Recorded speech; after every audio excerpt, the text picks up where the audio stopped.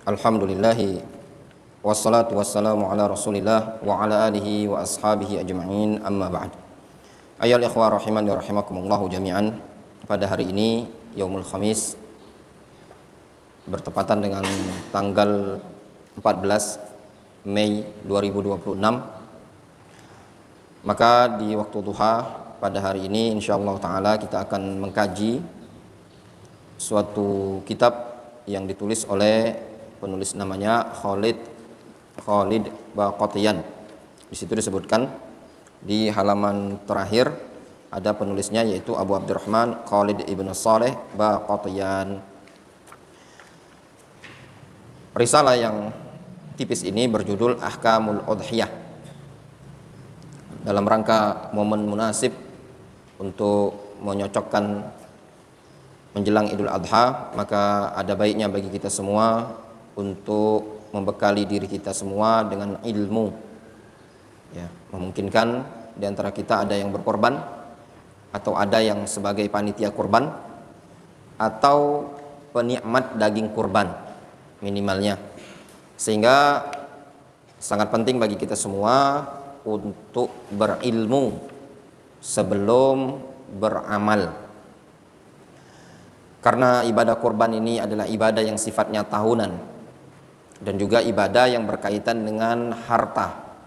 Maka selayaknya bagi seseorang untuk mengilmui hukum-hukum fikih-fikih yang berkaitan dengan kurban. Supaya apa? Supaya ibadah tersebut betul-betul sempurna. Karena kalau seandainya tidak sempurna, maka sangat disayangkan. Karena ibadahnya bukan sesuatu yang berulang seperti sholat 5 waktu. Kalau sholat 5 waktu berulang tiap hari, tapi kalau ibadah kurban dia adalah ibadah yang tahunan, cuma ada setahun sekali. Waktu penyembelihannya juga terbatas hanya beberapa hari saja. Oleh karenanya kalau harinya sudah lewat, tidak bisa diulangi di hari-hari yang selain yang telah ditentukan oleh syariat Islam. Fa insyaallah taala kita mulai di pagi hari ini.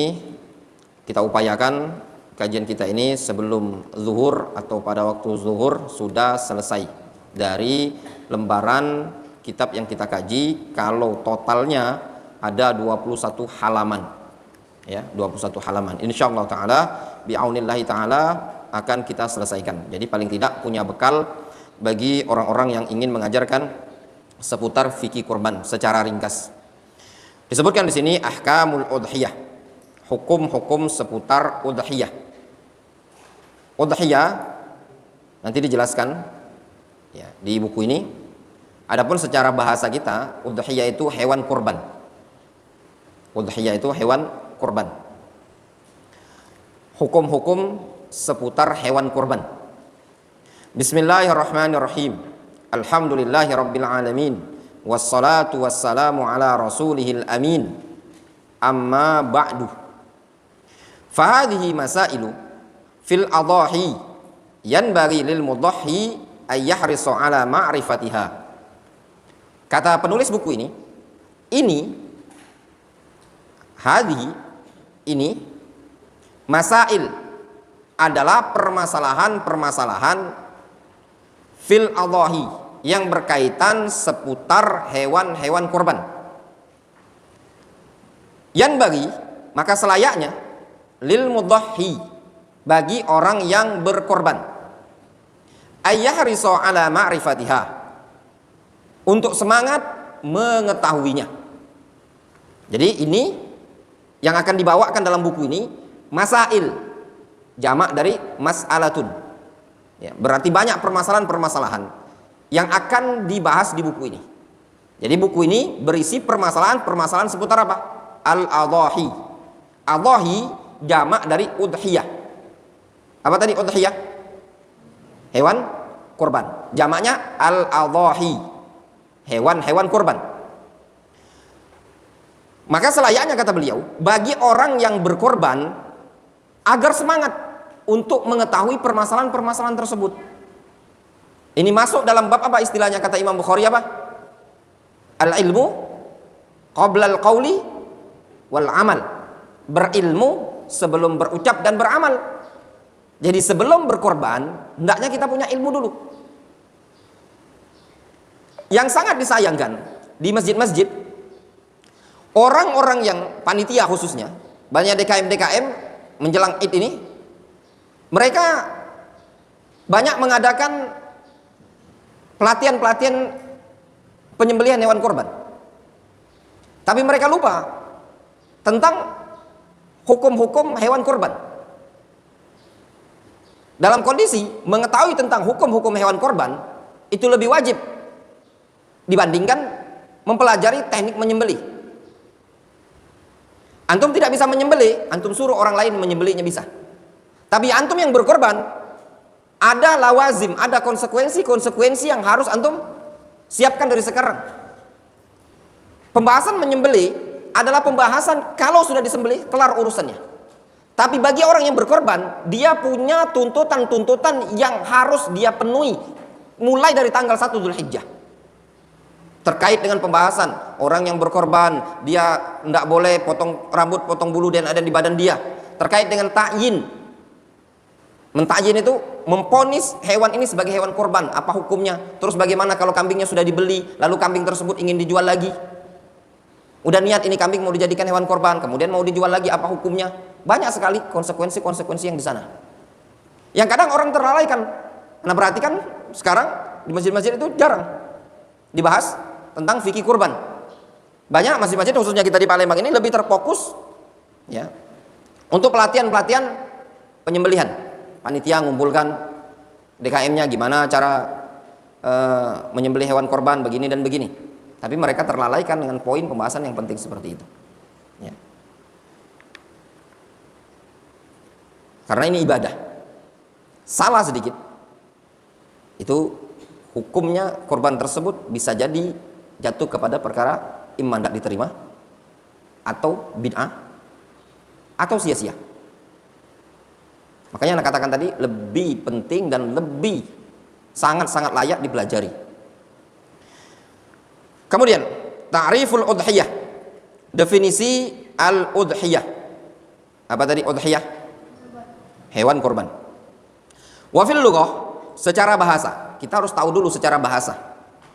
Qala al-Asma'i, berkata al-Asma'i. Al-Asma'i ini salah seorang ulama ahli nahwu. Al-Asma'i. Fiha arba'u lughatin. Dia mengatakan ya, al-udhiyah itu ada 4 bacaan. Udhiyatun bi dhammil hamzah, dengan mendhammah hamzah, udhiyah. Wa kasriha, boleh juga di kasroh dan juga di kasroh. Bagaimana kalau di kasroh bacanya? Idhiyah. Boleh bacanya udhiyah, boleh bacanya idhiyah. Wa jam'uha adhahi. Wa jam'uha adhahiyun atau adhahiyu. Ya. Wa jam'uha adhahiyu. Jamaknya adalah adhahiyu. Bitasydidil ya wa takhfifiha. Dengan mentasydid ya dan meringankan tasydid. Dalam artian tidak mentasydid. Jadi boleh dibaca udhiyah atau idhiyah. Jamaknya apa? Adhahiyu atau adhahiyu. Ya-nya boleh ditasydid, boleh tidak. Wal lughah ats-tsalitsah, bahasa yang ketiga, dhahiyatun. Wa jam'uha dhahaya. Yang ketiga dibaca dengan dhahiyatun. Jamaknya adalah dhahaya.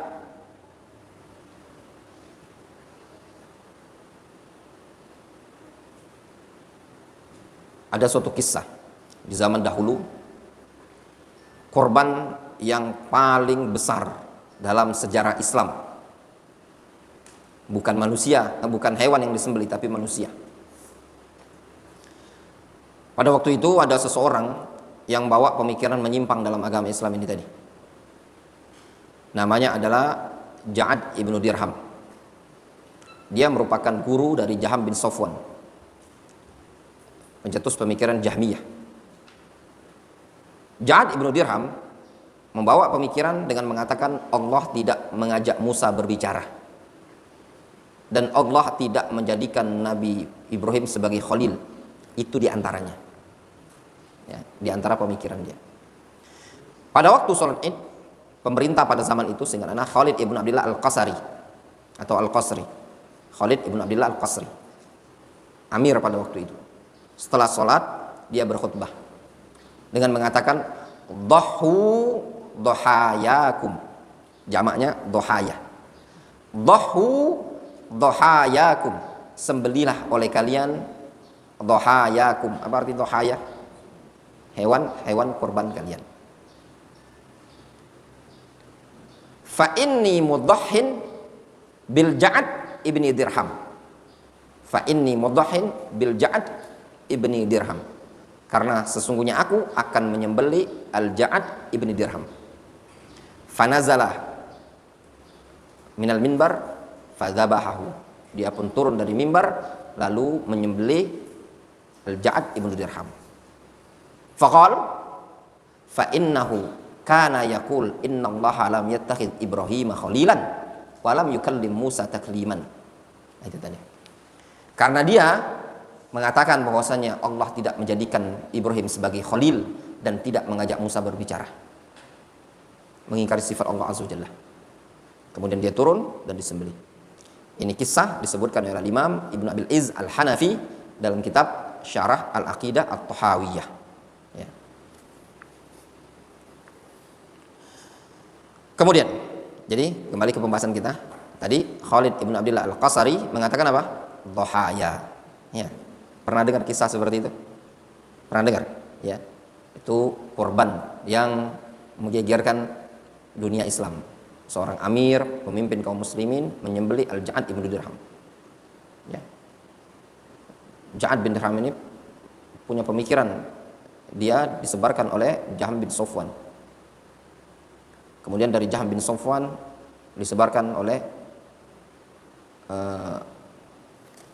Ibnu Abi Du'ad, siapa pula namanya, yang membuat Imam Ahmad sampai terpenjara. Ini dari pemikiran-pemikiran mereka semua. Dhahaya. Warabi'ah, yang keempat, adha bi fathil hamzah, adha wal jama' adha ka artah wa artah. Jadi adhatun jamaknya adha, ka artatun jamaknya arta, wa biha sumya yaumul adha, dan dengan sebab inilah disebut yaumul adha. Jelas? Nah, jadi ini faedah. Lafaz udhiyah ada berapa bacaan? Udhiyah, idhiyah, dhahiyah, dan adhatun. Ya, adhatun. Jamaknya apa? Adha. Adha. Nah, dengan logo yang keempat inilah disebut yaumul adha. Sehingga apa makna yaumul adha? Hari raya kurban. Benar apa enggak? Benar kan? Karena lafaz adha jamak dari mana? Jamak dari adhatun. Jelas? Jamaknya adha. Jamaknya adha, adhatun mufradnya. Sehingga adha itu artinya hewan-hewan kurban. Yaumul adha, hari hewan-hewan kurban. Jelas? Seperti itu. Itu pentingnya bahasa Arab. Jadi antum tahu. Ya. Faham? Kalau Idul Fitri, Yaumul Fitri, apa maknanya? Hari Idul Fitri. Apa makna Idul Fitr? Berbuka. Pada hari itu orang-orang berbuka dari puasa. Yaumul Adha, hari yang banyaknya hewan-hewan kurban. Jelas? Qala al-qadhi, berkata al-qadhi, berkata al-qadhi, ya ikhwan, min babil faedah, antum tidak akan dapati ilmu yang murni, ya, kecuali dengan cara kita kembali kepada kitab-kitab para ulama salaf terdahulu. Ya, sebagian orang sekarang ngajar ilmu agama ini, definisi-definisi yang mereka pakai bukan dari ulama Arab, tapi istilah-istilah dari orang-orang luar, orang-orang barat, ya. Anak bisa bilang itu karena anak kuliah online. Yang anak kuliah online dulu kayak gitu, ya, dosennya ngajar kayak gitu. Udah bukunya terjemahan, definisi-definisinya juga yang bukan bahasa Arab, ya. Makanya anak-anak kuliah di Indonesia ini bagian jurus kuliah agama, mohon maaf bukan merendahkan yang kuliah-kuliah di kampus Indonesia ini, apalagi kampus-kampus yang umum, walaupun dia pelajaran agama, ilmunya rendah. Kenapa? Karena mereka tidak mengambil ilmu agama itu dari para ulama yang memang mumpuni, tapi diserap dengan istilah-istilah asing itu tadi.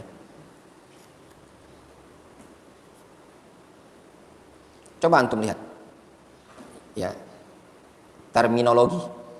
Apa bahasa kitanya apa? Definisi secara terminologi. Kalau dalam bahasa Arab di buku-buku salaf, definisi secara lugatan, wastilahan, wasyar'an. Ya benar? Misalkan as-shalah istilahan, lugatan, as-shalah syar'an. Ngapain gunakan istilah-istilah pelajaran agama? Kalau pelajaran-pelajaran ilmu dunia kita gunakan istilah-istilah yang kayak gitu, ya, itu tidak masalah. Tapi kalau pelajaran agama kita gunakan istilah-istilah yang seperti itu, nanti mengikis. Oleh karenanya kadang sebagian dai, sebagian ustadz itu lemah literasi kosakata bahasa Arab. Kenapa? Karena mereka menggunakan istilah-istilah yang diserap, bukan dengan istilah-istilah yang ma'ruf di kalangan para ulama. Contoh misalkan, di buku-buku fikih ada istilah namanya mufradatul madahib. Ya, mufradat al-madahib. Itu istilah-istilah yang ma'ruf di buku-buku fikih. Tapi istilah ini tidak dikenal lagi di anak-anak kampus kuliah-kuliahan. Karena mereka tidak menggunakan istilah-istilah yang ada di buku-buku para ulama. Makanya anak mengajak antum, khususnya santri, membiasakan diri kita menggunakan istilah-istilah yang ada di zaman salaf. Ya, jelas. Istilah-istilah yang ada di buku-buku zaman dahulu itu nggak akan berubah sampai hari kiamat. Makanya Nabi bilang sama antum, ya, khususnya antum yang masih muda yang nyantri, belajar ilmu agama, kurikulumnya paten, nggak akan berubah. Ya. Ilmu yang benar, kata Imam Malik mengatakan kullu khairin fittiba'i man salaf wa kullu syarrin fibtida'i man khalaf. Seluruh kebaikan itu ada pada ilmu para salaf. Siapa salaf kita? Sahabat, tabi'in, 4 imam mazhab dan yang semisalnya. Seluruh keburukan kullu syarrin fibtida'i man khalaf, dan setiap keburukan itu perkara-perkara yang dimodifikasi oleh orang-orang belakangan. Jadi kalau antum mau ilmu yang utuh, sebenarnya sudah ada. Buku 4 imam mazhab itu sudah dibukukan semua. Buku-buku nahwu sudah dibukukan. Buku-buku akidah sudah dibukukan. Tinggal kita pelajari dari buku-buku tersebut. Tidak perlu kita untuk mempelajari buku-buku yang dari orang-orang asing atau dari falsafat dan yang semisalnya. Ya. Apalagi fikih itu dimasukkan dalam bab syariat ini dipelajari dengan metode filsafat. Ya. Filsafat itu kalau istilahnya tawilatul dhail, qalilatul nail. Panjang buntutnya, tidak ada faedahnya, sedikit. Ini yang perlu untuk fahami baik-baik. Wa qala al-qadhi, berkata al-qadhi. Al-qadhi, antum lihat di situ, Syarah Muslim, karya An-Nawawi. Al-qadhi di sini, maka qadhi yang dimaksud adalah al-qadhi Iyad. Waqil summiya bidzalik li'annaha tuf'alu fid duha wa huwa irtifa'un nahar. Kenapa adha? Kasihkan bukunya Dr. Fikri tadi. Tadi udah. Kata al-qadhi di sini, qadhi Iyad. Ya, qadhi di sini, qadhi Iyad. Ya, dia punya kitab Syarah Sahih Muslim. Al-Qadhi Iyad punya Syarah Sahih Muslim. Namun ini penulis menukilkan dari karya Al-Imam An-Nawawi, Syarah Sahih Muslim juga. Imam Nawawi suka menukil dari Al-Qadhi Iyad. Karyanya kalau tidak salah namanya Al-Mu'lim. Al-Mu'lim fi Syarhi Sahih Muslim. Yang menulis Syarah Sahih Muslim itu macam-macam. Di antaranya Al-Qadhi Iyad, Al-Qurtubi namanya Al-Mufhim, Qadhi Iyad namanya Al-Mu'lim, An-Nawawi namanya Al-Minhaj. Ya. Waqila summiyat bidzalik, dia disebut dengan itu, maksudnya hari Idul Adha disebut dengan adha. Kenapa? Li'annaha tuf'al fid duha, karena hewan korban itu dilakukan pada waktu duha. Itulah yang menyebabkan istilah penggunaan apa?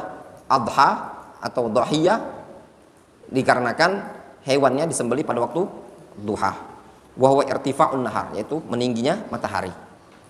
Nah, itu juga dikatakan oleh para ulama, waktu yang afdol untuk menyembelih hewan kurban adalah di waktu duha. Itu yang afdol. Wa syar'an, adapun secara syar'i, hiya ismun lima yuzbahu min bahimatil an'am yauman nahri wa ayyamat tasyrik taqarruban ila Allah subhanahu wa ta'ala. Udhiyah secara syar'i definisinya adalah ismun, nama, lima yuzbah, nama untuk hewan yang disembelih, min bahimatil an'am, berupa bahimatul an'am. Jadi udhiyah itu nama untuk hewan yang disembelih berupa bahimatul an'am. Apa bahimatul an'am? Bahimatul an'am itu kambing, sapi, onta. Disembelih kapan? Yauman nahri, pada hari nahr. Wa ayyamat tasyrik, dan juga disembelih pada hari-hari tasyrik, taqarruban ila Allah subhanahu wa ta'ala, sebagai bentuk taqarrub kepada Allah subhanahu wa ta'ala. Jelas? Sehingga kurban itu disembelih dalam rangka apa? Taqarruban ila Allah subhanahu wa ta'ala, dalam rangka bertaqarrub kepada Allah subhanahu wa ta'ala. Jelas? Ya. Jadi, ana ulangi lagi. Udhiyah, apa definisinya? Udhiyah itu adalah ismun, nama, lima yuzbah, untuk hewan yang disembelih kapan? Pada hari nahr. Hari nahr itu tanggal berapa? 10 Zulhijjah. Ayyamut tasyrik tanggal berapa? 11, 12, 13. Jelas? Apa yang disembelih? Bahimatul an'am. Apa bahimatul an'am? Kambing, sapi, onta. Jelas? Jadi, ana ulangi lagi.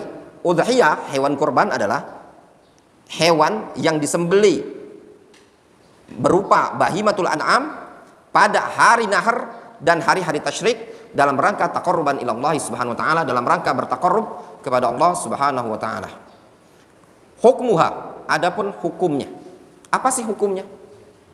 Wahya minal ibadatil masyru'ah fi kitabillahi wa sunnati rasulihi sallallahu alaihi wasallam wa ijma'il muslimin. Adapun hukumnya, dia termasuk ibadah yang disyariatkan dalam Al-Quran, dalam sunnah Rasulullah SAW, dan juga kesepakatan kaum muslimin. Jadi hukumnya dia adalah ibadah. Berkurban hukumnya ibadah, ya, dengan dalil Al-Quran, hadis, dan ijma'.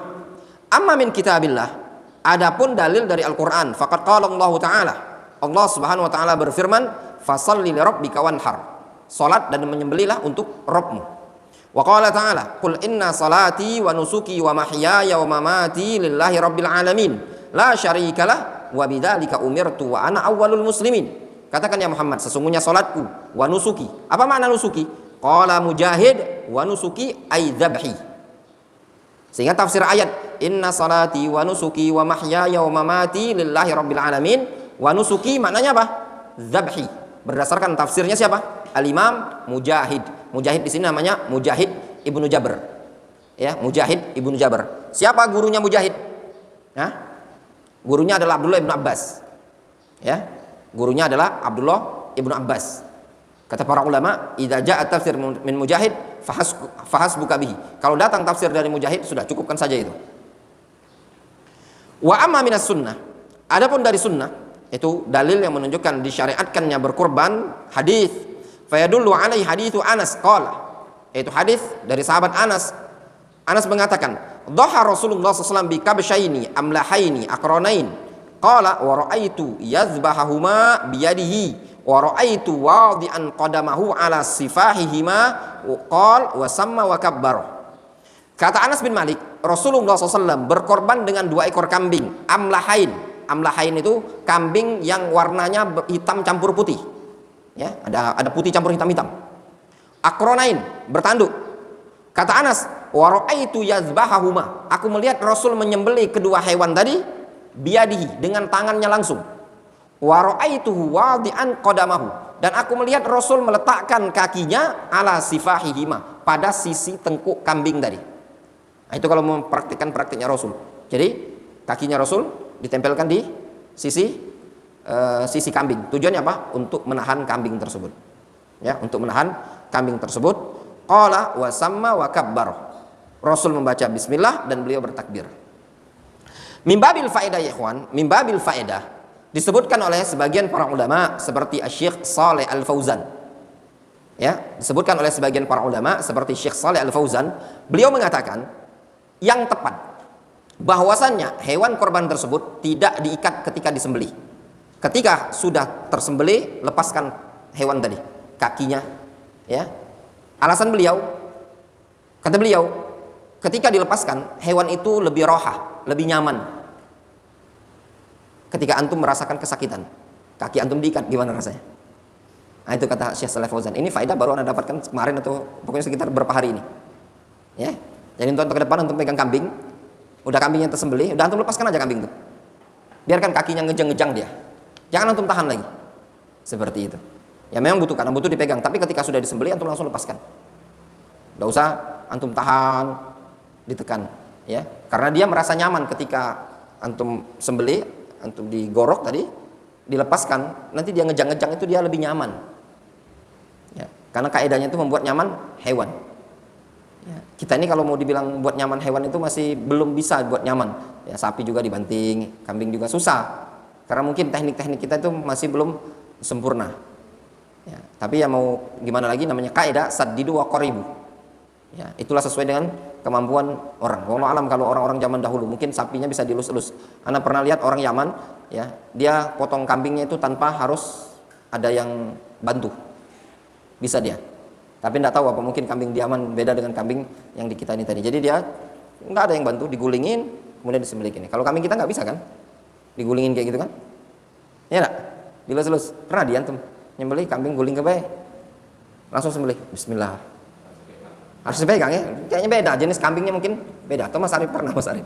Belum ya, beda mungkin Mas ya kambingnya. Mungkin kalau kambing-kambing ternaan orang Klaten, orang Solo mungkin Mas ya, Mas Arif ya. Kalau ternaan orang Sumatera beda Mas ya. Mungkin lah, mungkin pengaruh lingkungan. Dalam artian mungkin karena udah biasa dia ditarik, dikencengi. Kita kan kayak gitu kan. Coba mungkin kambingnya yang sudah nurut itu kan dipanggil aja mau. Mungkin saja dipanggil mau datang, suruh guling dia dilus-elus, guling. Nah saya pernah lihat juga ada video yang seperti itu. Jadi dia sendirian juga, dilus-elusnya kambing, tidak berontak. Tapi kalau kambing kita nih, kalau sapi tidak diikat, antum paling tidak minimal itu klinik dokter Vicky yang nyambut antum. Kalau kambingnya tidak diikat ya Mas Arif, kalau tidak Muhammadiyah nanti IGD. Udah banyak kejadian-kejadian. Ada pengurus masjid, kakinya jahit-jahitan, ada yang pingsan dan yang semisalnya. Itu beda dengan sapi kita ini tadi ya. Wallahu alam, mungkin tergantung lingkungan yang menggembalakan. Kemudian di sini disebutkan wa amal ijma', adapun ijma', faqad qala Ibnu Qudamah fil Mughni. Adapun ijma', sungguh Al-Imam Ibnu Qudamah telah mengatakan dalam kitab Al-Mughni, ajma'al muslimun ala masyru'iyatil udhiyah. Kaum muslimun sepakat tentang disyariatkannya udhiyah. Waqtalafal ulama fi wujubiha wa istihbabiha. Namun para ulama berselisih tentang hukum wajib dan sunnahnya. Jadi para ulama itu sepakat disyariatkan, berkorban itu disyariatkan. Namun yang menjadi letak khilafnya mereka, hukumnya wajib atau ke sunnah. Faham? Jadi kita tahu dulu, kurban disepakati hukumnya disyariatkan. Namun wajib atau ke sunnah? Fadhahaba jama'atun min ahlil ilmi ila wujubiha. Maka sekelompok para ulama ada yang berpendapat hukumnya wajib. Wa huwa qaulu Rabi'ah. Ini pendapat Al-Imam Rabi'ah. Wal Laits. Rabi'ah ini gurunya Imam Malik, dikenal dengan Rabi'atul Ra'i, guru Imam Malik, Abu Abdurrahman. Wal Laits. Laits di sini adalah Laits Ibnu Sa'ad Abul Harits Al-Fahmi, imamu ahli Mesir. Wa Abi Hanifah. Abu Hanifah siapa namanya? Rizki, siapa nama Abu Hanifah?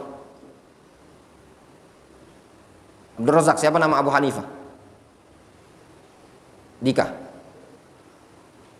Pandi. Lupa lagi. Faiz. Antum. Abu Hanifah, ingat baik-baik, jangan sampai lupa nama imam besar kaum muslimin. Santri itu tidak boleh. Apalagi antum jadi dai, jadi ustad. Nanti antum jadi pendakwah, antum kalau nggak bisa-bisa yang seperti itu kan malu. Ya. Abu Hanifah namanya adalah Nu'man ibnu Thabit. An-Nu'man ibnu Thabit. Wal Auza'i. Siapa nama Al-Auza'i? Hah? Abdurrahman ibnu Amr Al-Auza'i. Was-Tsauri. Dan Al-Imam Ats-Tsauri. Siapa Ats-Tsauri di sini? Sufyan Ats-Tsauri. Malik fi riwayatin. Dan pendapat Imam Malik dalam salah satu riwayat pendapat beliau. Aujabuha ala ghairil haj fi Mina idza kana musiran. Mereka mewajibkan bagi orang yang tidak haji tatkala punya kemampuan.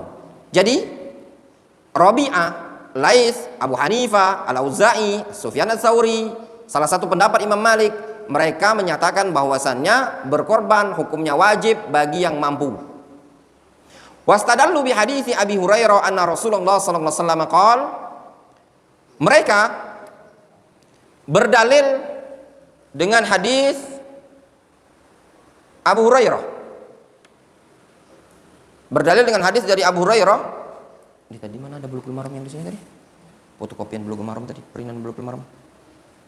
Tadi di atas ini. Ambilkan. Mereka berdalil dengan hadis dari sahabat Abu Hurairah anna Rasulullah sallallahu alaihi wasallam qala, "Man kana lahu sa'atun wa lam yudhi, fala yaqrabanna musallana." Nabi sallallahu alaihi wasallam mengatakan, "Man kana lahu sa'atun," barang siapa yang memiliki sa'ah, ke lapangan. Ada hadis, "Man kana lahu sa'ah," siapa yang memiliki kelapangan. Walam yudhi, dan tidak berkorban. Fala yaqrabanna musallana. Kata Rasul, jangan dekat-dekat tempat sholat kami. Nah, kata Rasul, siapa yang punya kelapangan dan tidak berkorban, maka jangan dekat-dekat tempat sholat kami. Faham hadis ini? Rawahu Ahmad wa Ibnu Majah ar-raji waqfuhu. Hadis ini diriwayatkan oleh Al-Imam Ahmad dan juga Al-Imam Ibnu Majah wa raji waqfuhu. Hadis ini yang raji, hadis ini derajatnya mauquf. Yang raji mauquf, bukan ucapan Rasul.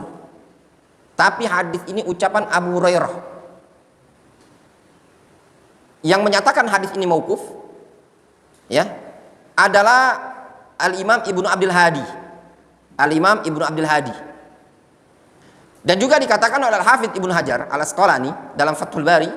Al-Imam Ibnu Hajar dalam Fathul Bari beliau mengatakan wal mauquf asbahu bis-shawab.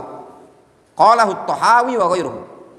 Riwayat mauquf itu lebih tepat sebagaimana dikatakan oleh Imam At-Tahawi dan yang selainnya. Demikian juga Al-Hafidz Ibnu Hajar, Al-Hafidz Ibnu Hajar memberikan isyarat dalam Bulughul Maram bahwasannya riwayat ini adalah riwayat yang mauquf. Antum bisa lihat dalam Bulughul Maram disebutkan oleh Al-Hafidz riwayat ini mauquf. Sehingga hadis ini yang rajih bukan ucapan Nabi sallallahu alaihi wasallam, tapi ucapan siapa? Abu Hurairah. Kalau riwayat yang menyatakan marfu itu dhaif. Jelas? Nanti antum mungkin bertanya, "Ustaz, tapi kan disahihkan Syekh Al-Albani." Antum enggak usah kayak gitu. Kadang sebagian orang bilang ini, "Kan Syekh Al-Albani mensahihkan." Senior sama siapa? Syekh Al-Albani sama Al-Hafidz Ibnu Hajar. Ya enggak? Makanya kita itu jangan pandang bagian nilai-nilai senioran. Tapi dalam beragama itu adalah argumentasi, keilmiahan. Anak pernah kajian. Anak pernah kajian, terus ada ikhwan bilang nanya, setelah kajian dia tanya, "Ustaz, ini tuh kalau pendapatnya Ustaz Yazid Abdul Qadir Jawas begini Ustaz." Anak bilang, "Senior mana?" Sama Imam Ahmad. Imam Ahmad bilang begini. Ya enggak? Makanya antum, anak bina antum yang belajar di dalam hadis ini untuk kita ilmiah. Jangan antum bilang kata Ustaz, kata gini. Kenapa? Karena Ustaz antum itu pasti akan ada seniornya. Antum bilang ulama, ini ada Syekh Utsaimin. Senior mana? Ya, Syekh Utsaimin sama Ibnu Taimiyah. Antum bilang, ini ada pendapat Ibnu Taimiyah. Senior mana Ibnu Taimiyah dengan Al-Imam Syafi'i? Enggak akan kelar kita kalau adu dengan senior-senioran. Makanya dulu pernah anak kajian, setelah kajian ada orang ikhwan nanya, "Tapi Ustaz dijelaskan sama Ustaz Yazid Abdul Qadir Jawas begini." Ana bilang, senior mana dengan Imam Ahmad? Imam Ahmad mengatakan seperti ini. Mau gimana tuh? Antum ikut Ustaz Yazid atau ikut Imam Ahmad? Ya enggak? Seperti itulah dalam beragama. Makanya sekali lagi, antum jangan sekali-kali mengatakan, oh seperti ini kata ustadku, oh seperti ini kata guruku. Tapi lihat keilmiahan yang ada, difahami baik-baik. Ya. Antum lihat orang yang belajar di sini, tanya sama Dokter Fikih, dia rutin belajar di sini setiap pagi, tidak pernah kita mengajak secara ikuti pendapat ustad, tapi ikuti ilmiah. Ya, faham sampai di sini? Ya. Wastadallu bi hadithi Jundub ibn Sufyan. Mereka juga berdalil dengan hadis Jundub bin Sufyan. Qala, yang mengatakan wajib ya. Intinya hadis yang menyatakan wajib tadi mauquf. Berdalil lagi dengan hadis kata Jundub bin Sufyan, syahidtul adha ma'a Rasulillah sallallahu alaihi wasallam falamma qada salatahu bin nas nadhara ila ghanamin qad dhubihat faqala man dhabaha qabla as-salah falyadhbah syatan makanaha wa man lam yadhbah wa man lam yakun dzabhun falyadhbah ala ismillah. Kata Jundub bin Sufyan, aku menyaksikan salat Idul Adha bersama Rasulullah SAW. Tatkala selesai salat, Rasul melihat ada kambing yang sudah disembeli. Lalu Rasul mengatakan, siapa yang menyembelih sebelum salat, hendaklah dia menyembelih seekor kambing sebagai penggantinya. Siapa yang belum menyembelih, falyadhbah ala ismillah, maka hendaklah dia menyembelih dengan menyebut nama Allah. Jadi kata Jundub, pernah aku sholat id bersama Rasul. Setelah selesai sholat id, aku melihat ternyata ada kambing yang sudah disembeli. Ketika ada kambing yang sudah disembeli, lalu Nabi SAW mengatakan, siapa yang menyembelih sebelum waktu sholat, maka hendaklah dia ganti, ya, nyembelih lagi. Maknanya apa? Tidak sah korban sebelum sholat menyembelihnya. Siapa yang belum menyembelih, silakan menyembelih, gitu loh. Tapi ingat baca bismillah. Wastadallu bi hadis Mikhnaf ibn Salim. Qala, mereka berdalil juga dengan hadis Mikhnaf ibn Salim. Qala wa nahnu wuquf ma'an Nabi sallallahu alaihi wasallam bi Arafah. Kami pernah wukuf bersama Nabi sallallahu alaihi wasallam di Arafah. Faqal, ya ayyuhan nas. Rasul mengatakan, wahai sekalian umat manusia, inna ala ahli kulli baitin fi kulli amin adhatun wa atirah. Ya. Wahai sekalian umat manusia, kata Rasul, sesungguhnya setiap ahlu bait, ya, setiap ahlu bait, fi kulli am, setiap tahun itu ada adha wa atirah, ya, ada adha, ada hewan korban yang disembelih, dan atirah. Atadrun mal atirah? Tahukah kalian apa yang dimaksud dengan atirah? Hiyallati yusammihan nas ar-rajabiyah. Atirah adalah yang disebut oleh orang-orang dengan istilah rajabiyah. Di sini Nabi SAW mengatakan, ya, beliau mengatakan setiap tahun ada hewan korban yang harus disembelih. Misalkan wajib enggak? Rasul mau bilang, wahai sekalian umat manusia, wajib bagi setiap rumah setiap tahun ada hewan korban yang disembelih. Hadis ini diriwayatkan Imam Ahmad, namun isnaduhu dhaifun li jahalati Abi Ramlah ismuhu Amir. Namun ada kelemahan pada hadis ini. Ya. Intinya hadis yang pertama tadi dhaif, yang roji mauquf itu ucapan sahabat, bukan ucapan Rasul. Kalau ucapan sahabat disebut dengan mauquf. Kalau ucapan Nabi disebut dengan marfu. Kalau ucapan tabi'in disebut dengan maqtu'. Ya, itu istilah. Wastadallu bi hadits Ibnu Abbas marfu'an. Mereka juga berdalil dengan hadis Abdullah bin Abbas secara marfu, ma unfiqatil warid fi syai'in afdalu min nahira fi yaumi 'idin. Dari riwayat Abdullah bin Abbas secara marfu, tidaklah perak, duit dirham, warik itu duit dirham, tidaklah perak atau duit dirham yang diinfakkan, yang dibelanjakan pada sesuatu perkara paling afdol dibandingkan hewan yang disembelih pada hari Id. Jadi ada riwayat hadis, tidak ada duit yang paling afdol untuk dibelanjakan melainkan untuk hewan korban pada hari Id. Itu maknanya. Jadi gini loh, antum punya duit 2 juta, terus 2 juta ini antum belikan AC untuk masjid. Antara antum berkorban, mana yang lebih afdol? Lebih afdol berkorban. Itu maknanya. Wa dhahaba jumhurul ulama. Namun jumhur ulama, itu pendapat yang pertama, mengatakan wajib. Yang punya kelapangan, ya korban. Kata pendapat yang pertama, wajib. Zahaba jumhurul ulama, sedangkan jumhur ulama mereka mengatakan ilal istihbab. Mereka mengatakan hukumnya sunnah. Al muakkad, sunnah yang sangat ditekankan. Wa huwa qaulu Sa'id ibnul Musayyab. Itu pendapatnya Sa'id ibnul Musayyab. Wa huwa qaulu Sa'id ibnul Musayyab. Sa'id ibnul Musayyab. Sa'id ibnul Musayyab ini ikhwan adalah seorang ulama tabi'in. Dikatakan oleh para ulama a'lamut tabi'in. Tabi'in yang paling berilmu adalah Sa'id ibnul Musayyab. Ya, Sa'id ibnul Musayyab. Sa'id ibn Musayyab ibnu Sahal ibnu Hazn, itu namanya dia. Sa'id ibn Musayyab ibnu Sahal ibnu Hazn, ya.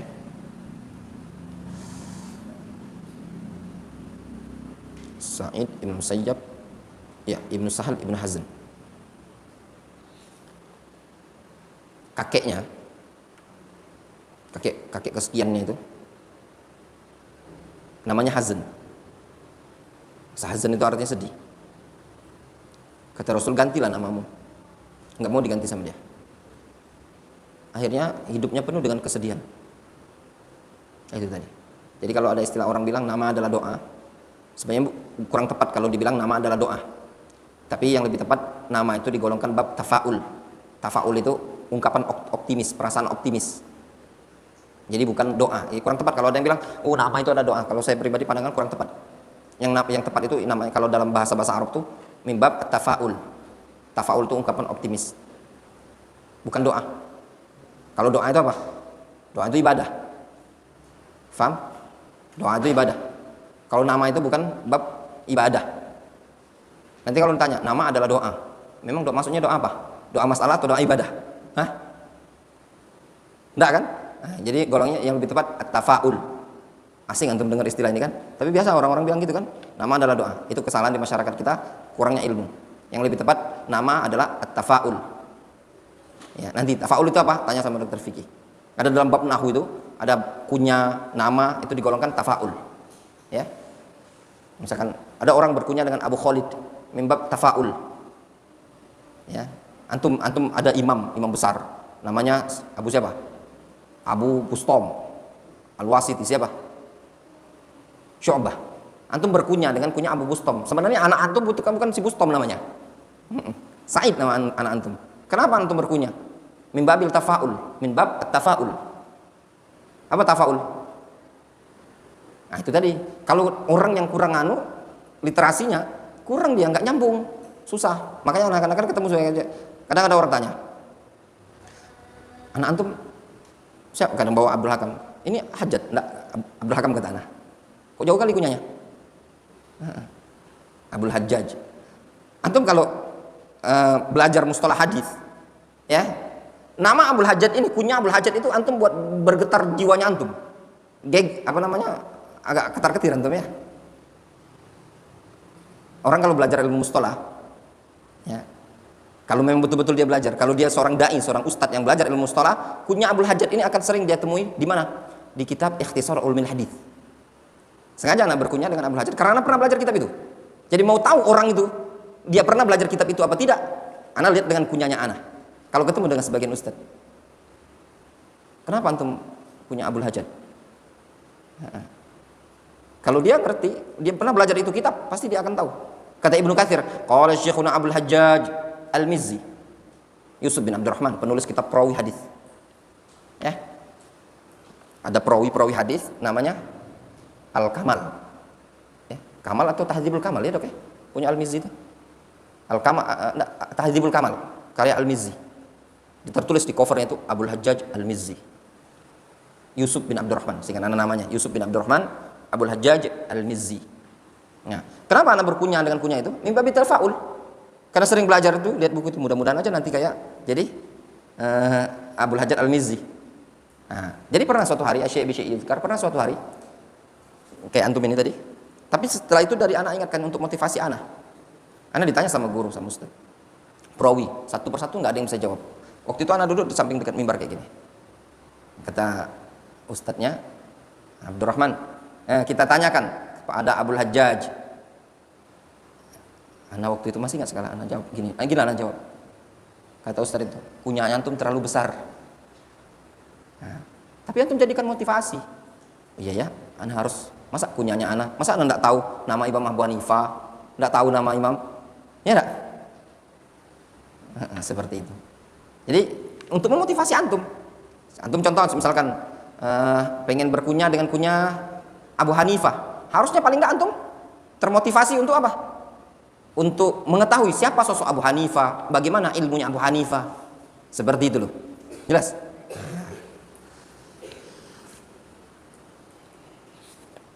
Itu namanya ada mimbab at-tafaul. Dikit lagi ya. Nanti kita istirahat. Istirahatnya ini bukan istirahat, nanti istirahat itu nanti dilanjut pelajaran Syekh sebentar. Nanti Syekh melanjutkan pelajaran beliau di sana. Nanti setelah Syekh lanjut lagi di sini, ya. Wa huwa qaulu Sa'id ibn Musayyab. Ana ulangi lagi tadi, Sa'id ibn Musayyab adalah a'lamut tabi'in, tabi'in yang paling berilmu. Tabi'in yang paling berilmu. Beliau punya mertua. Siapa mertuanya? Mertuanya orang yang berilmu juga, Abu Hurairah. Abu Hurairah itu mertuanya Nabi SAW, mertuanya Sa'id bin Musayyab. Jadi Sa'id bin Musayyab nikahi anaknya Abu Hurairah. Ya. Wa Atha ibnu Abi Rabah. Atha bin Abi Rabah. Kata Amir, pemimpin pada masa itu, la yufti fi ayyamil hajj ila Atha bin Abi Rabah. Enggak boleh menyampaikan ilmu fatwa dalam bab haji kecuali Atha bin Abi Rabah. Namun ya ikhwan, keilmuan Atha bin Abi Rabah ya, yang luar biasa seperti itu. Kata para ulama, mata Atha walam yabqa lahu minat tullab illa khamsa aw sab'ah. Wafat Atha dalam keadaan beliau tidak punya murid kecuali 7, 6, 5 atau 7 orang. Imam besar. Ya, murid-murid senior. Kalau cuma sekedar datang itu tadi. Alqamah di sini Alqamah bin Qais, Al-Aswad. Wa Malik wa Syafi'i wa Ahmad wa Ishaq wa Abi Yusuf. Nah, Abu Yusuf siapa nih? Abu Yusuf. Siapa Abdul Razak? Abu Yusuf Al-Qadhi. Wa Abi Thawr wal Muzani. Siapa Muzani? Al-Imam Al-Muzani, murid Al-Imam Syafi'i. Wa Daud Al-Zahiri, Ibnu Munzir. Ini ulama-ulama yang mengatakan hukumnya sunnah. Mayoritas para ulama. Imam Ahmad, Imam Syafi'i, Imam Malik mengatakan hukum korban itu sunnah muakkad. Wa daliluhum ala adamil wujub ma ja'an Ummi Salamah anna Nabiy sallallahu alaihi wasallam qala. Dalil argumentasi yang menunjukkan korban tidak wajib adalah hadis dari Ummu Salamah. Qala, Rasul mengatakan idza dakhalatil asyru, kalau sudah masuk 10 hari pertama bulan Dzulhijjah. Masuk 10 pertama bulan Dzulhijjah, wa arada ahadukum ayyudhahi, dan ada di antara kalian yang ingin berkorban. Wa arada, dan salah seorang dari kalian arada, ingin apa? Ayyudhahi, ingin berkorban. Fala yamussa min sya'rihi, maka jangan dia menyentuh, memotong rambut-rambut yang ada di badannya. Di sini Nabi SAW mengatakan apa? Kalau sudah masuk 10 pertama bulan Dzulhijjah, janganlah, dan ada yang ingin berkorban. Nah, ada yang ingin, wa arada. Di sini disebutkan, wa fi riwayatin falyumsik min sya'rihi wa adfarihi. Dalam suatu riwayat, hendaklah dia menahan diri dari memotong rambut dan kukunya. Fa qauluhu wa arada, qauluhu Nabi SAW wa arada, dan dia ingin. Dalilun ala adamil wujub, adalah dalil yang menunjukkan tidak wajibnya korban. Kenapa? Li'annahu ja'alat tadhiyah mufawwadatun atau mufawwadatan li iradatihi. Karena Nabi SAW menjadikan berkorban itu diserahkan kepada keinginan orang yang ingin berkorban. Gini loh. Ana ambil contoh. Siapa yang ingin minum air es buah, silakan bawa gelas. Ya. Antum fahami itu wajib tidak minum? Wajib tidak? Sunan. Kalau anak ngomong gini, santri siapa yang ingin minum es buah, silakan bawa gelas. Wajib tidak minum? Tidak. Ya tidak? Rasul bilang, siapa yang ingin korban dan ketika sudah masuk 10 pertama bulan Dzulhijjah, tidak usah potong-potong kuku, tidak usah potong rambut. Apakah korban itu wajib? Enggak, kata para ulama. Kan Rasul bilang siapa yang ingin korban baik. Faham? Siapa yang ingin minum bawa gelas dewek. Berarti minumnya tidak wajib. Siapa yang ingin minum saja gitu. Faham dia? Alio jelas ya? Kan Rasul cuma bilang gini, siapa yang ingin korban, jangan potong-potong rambut. Berarti kan kalau ingin korban, ya tidak potong-potong rambut. Kalau tidak mau korban, ya tidak perlu. Gitu loh. Yang ingin korban. Siapa yang ingin minum, apakah minum wajib? Nah, itulah pemahamannya tadi. Wastadallu ala dzalik bi annahu sabata bi isnadin sahih. Dan juga mereka berdalil, jumhur ini tadi Imam Malik, Imam Syafi'i, Imam Ahmad berdalil dengan riwayat yang sahih juga an Abi Bakar, dari Abu Bakar, wa Umar, dari Umar bin Khattab, ya, wa Abi Mas'ud Al-Ansari, dan juga dari sahabat Abu Mas'ud Al-Ansari, 3 orang, dari Abu Bakar, dari Umar, dari Abu Mas'ud Al-Ansari radhiyallahu anhum annahum kanu yatrukunal udhiyah, bahwasanya mereka-mereka ini tadi dulu meninggalkan berkorban ma'al qudrah alaiha, dalam kondisi mereka mampu untuk berkorban, ya. Jelas? Jadi dinukilkan riwayat dari Abu Bakar, sahabat loh, senior, Umar senior, Abu Mas'ud juga senior. Mereka sengaja meninggalkan berkorban dalam kondisi mereka mampu. Apa alasannya?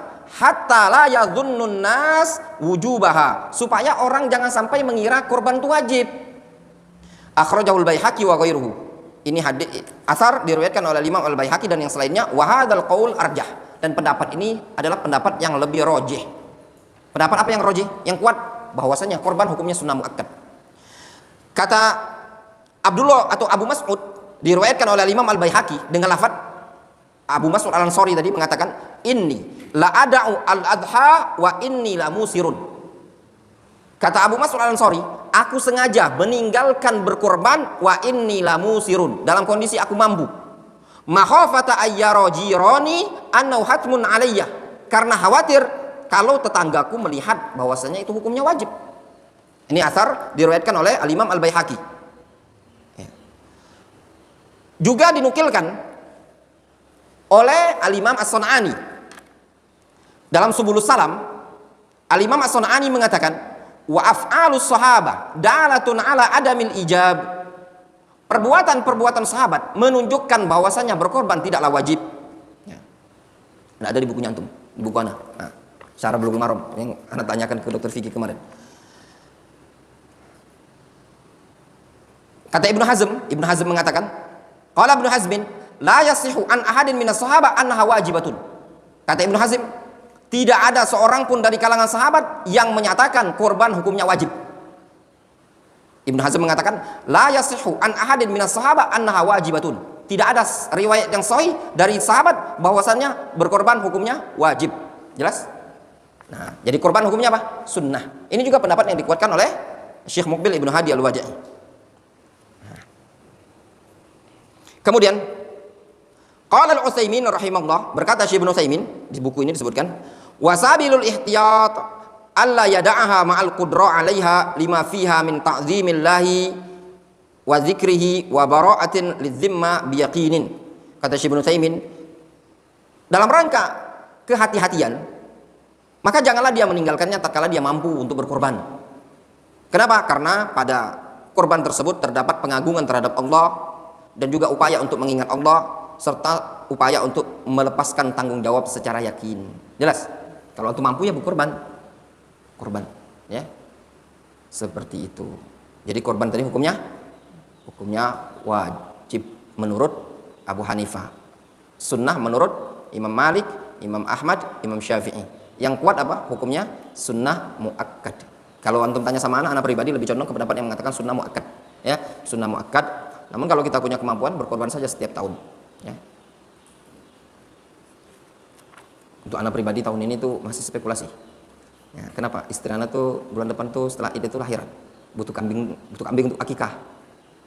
Menggabungkan akikah dengan korban itu tidak boleh. Satu, fulusnya mau, bulan depan tuh ada daurah pula di Sulawesi dan yang misalnya, ya nanti dilihat, ya. Siapa tahu rezeki Allah Subhanahu wa taala enggak bisa dituga-tuga. Siapa tahu nanti ada kambing. Kemarin tuh sebenarnya anak mau korban. Ada kambing murah, dia jual 2 juta. Kambingnya betina. Maksud anak, satu untuk anak korbankan, satu untuk kita makan-makan. Ya. Kodor lah dijual kambing itu tadi. Nah, ya. Nah, ini dilihat nanti insyaallah nanti, ya. Bisa jadi nanti ada rezeki lain untuk berkorban. Istirahat dulu. Darus Syekh. Setelah darus Syekh kita lanjut lagi, ya. Antum darus sama Syekh, kasih tahu Syekh, ya. Wallahu ta'ala.